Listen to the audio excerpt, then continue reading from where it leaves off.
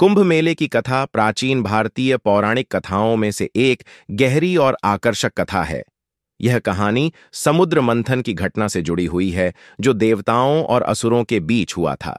आइए इस कथा को विस्तार से समझते हैं। समुद्र मंथन की पृष्ठभूमि एक समय था जब देवता और असुरों के बीच शक्ति का संतुलन बिगड़ गया था।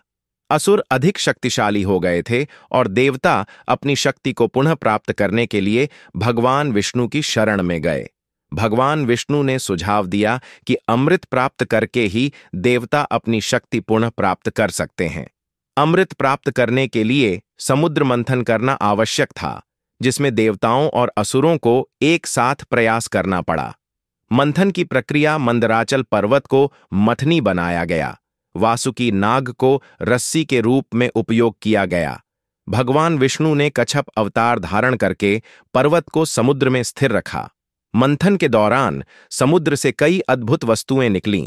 हलाहल विष, जिसे भगवान शिव ने पी लिया, कामधेनु, ऐरावत और कौस्तुभ मणि जैसी दिव्य वस्तुएं, अमृत कलश। अंत में अमृत का कलश समुद्र से प्रकट हुआ। अमृत के लिए संघर्ष। जब अमृत का कलश निकला तो उसे पाने के लिए देवताओं और असुरों के बीच विवाद हुआ।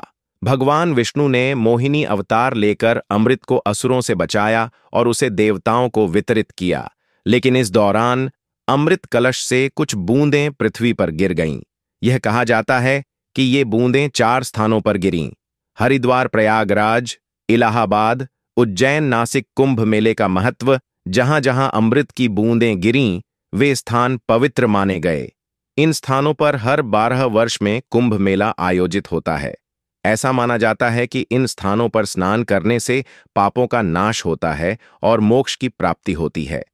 कथा का संदेश: कुंभ मेले की कथा जीवन में संघर्ष, धैर्य और सहयोग का प्रतीक है। यह मानव जीवन के उन पहलुओं को भी उजागर करती है जहां भौतिक सुखों की तुलना में आध्यात्मिक उन्नति को अधिक महत्व दिया गया है।